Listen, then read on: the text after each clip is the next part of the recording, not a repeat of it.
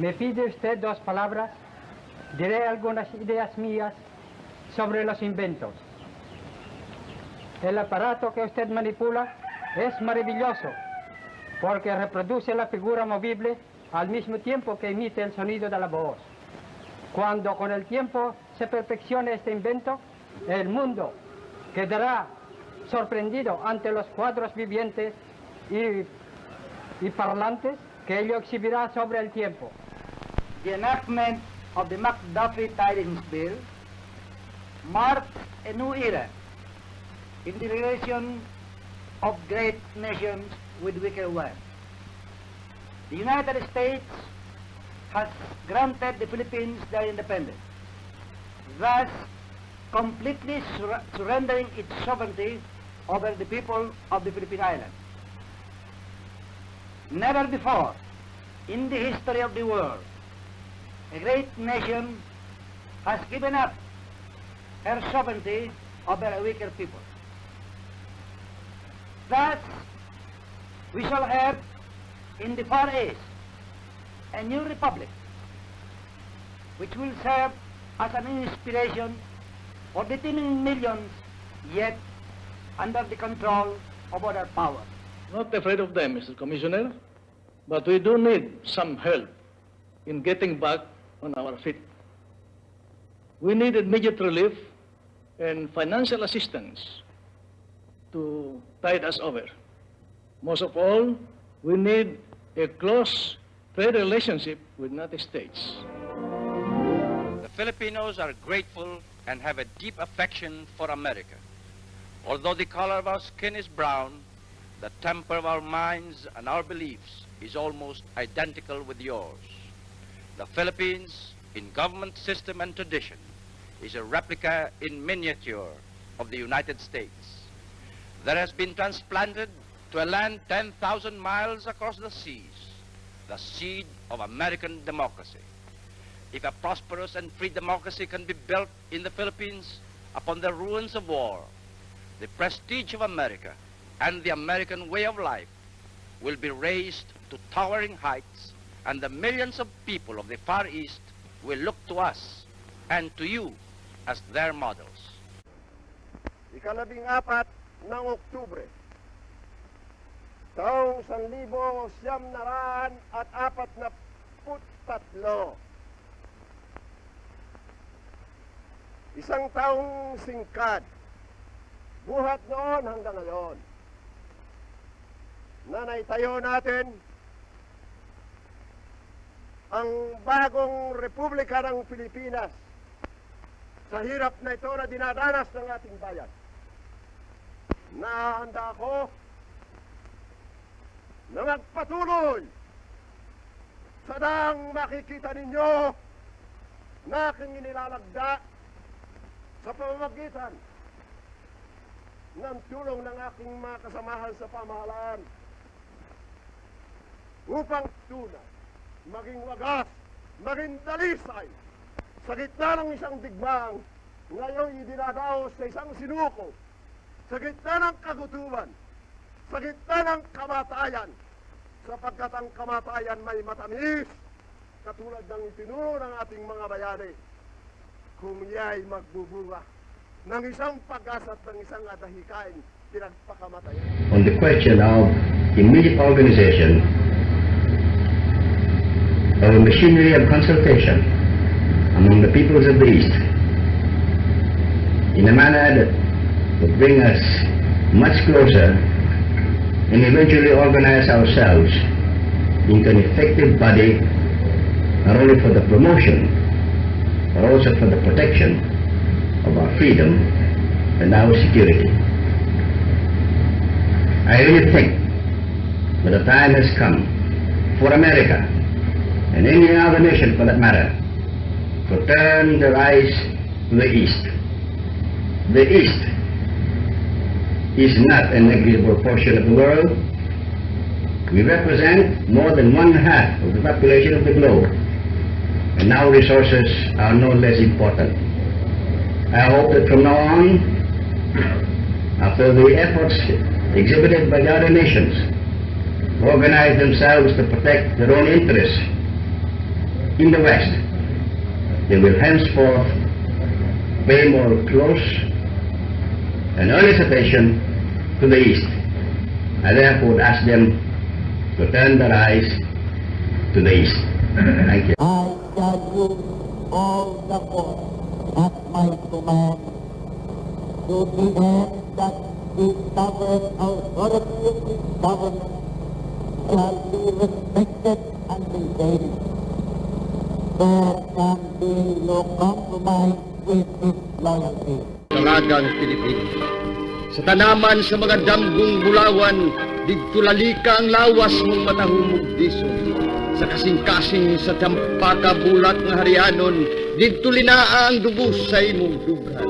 Sa pandayan sa mga mutya, ilawom sa dagat, dito pandaya ang mga mutya sa baba mo, baba na silangan sa pahiyumong madanihon, ug natawhan sa mga haluk mong masunugon, limot sa mga kasakit ug tambal sa malatyon. Pula-pula ang imong baba, sama sa putot sa rusas na mabay pagbuklan, ug kung ikaw mo pahiyon na among makita, ang tinaguang bahandi diya sa imong baba, ang duha kalumbay sa mga mutya, na daw ganghaan ngadto sa kalibutan sa Maya. Well, it is not exactly we, because we were in the minority in the convention. Succeeded in control of a majority in the convention by a ceaseless effort.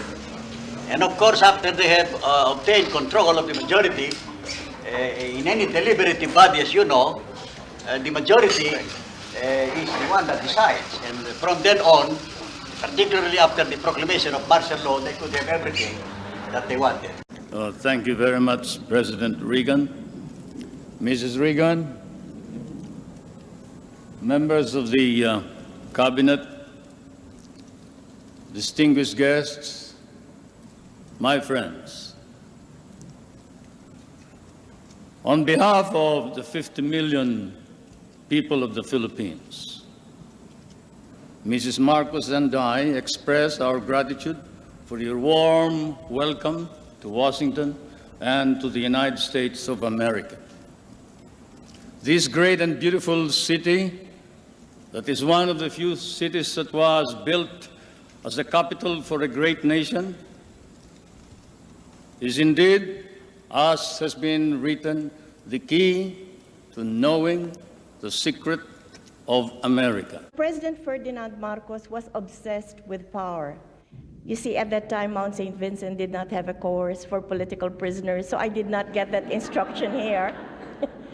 Anyway, as I said, it was my husband who taught me all about political prisoners, on democracy, and on human rights. And so this is where my learning went into full gear. The Ramos administration and I, as president, have been the subject of a massive disinformation campaign that we are seeking to proclaim martial law, that we are veering towards dictatorship. These are blatant lies, falsehoods, and fabrications. As president, I categorically and emphatically deny these irresponsible accusations. I also categorically declare that our country will definitely have national and local elections in May 1998 as scheduled. Likewise, I am against term extension. I'm convinced that I'll be cleared of all these issues that are unfairly being leveled against me. In the final analysis, those who have put their personal and political interests above the interests of our country will be proven wrong. Optimism is infectious and opportunity irresistible. Progress follows progress. Someone, even government, just has to get it started. It's unbeatable. Proof is biochemist. We fight terrorism. It threatens our sovereign, democratic, compassionate, and decent way of life. Therefore, in the fight against lawless violence, we must uphold these values. It is never right and always wrong to fight terror with terror. And so I ask Congress, I urge you to enact laws to transform state response to political violence.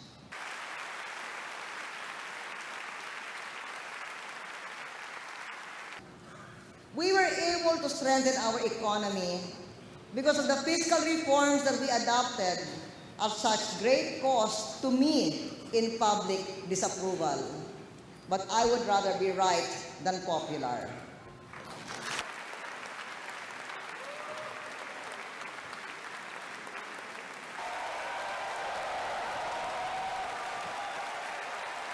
We had a few minutes conversation, but the message was very inspiring in a sense. No? First, there was a recapitulation of the long-standing relationships between China and the Philippines, and the emphasis on very good relations existing through generations. No? Second, the appeal to find constructive solutions, no, to the disputes that we have with us, and the hope that we go in the same direction. So the significance to us is there have been no high-level dialogues between their side and our side for quite some time. So this was an opening, and hopefully it will bear fruit. We want to resolve the issue.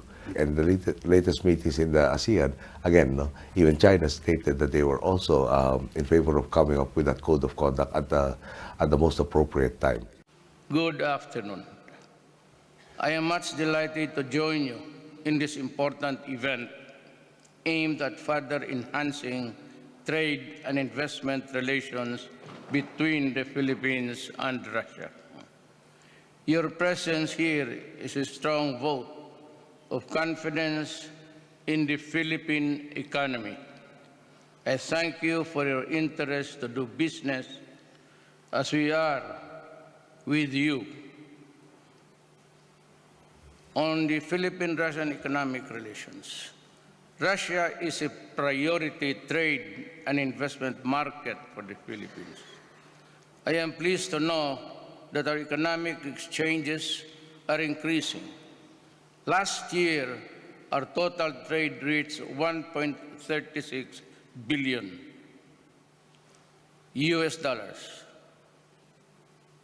It has more than doubled in 2017 at $568 million.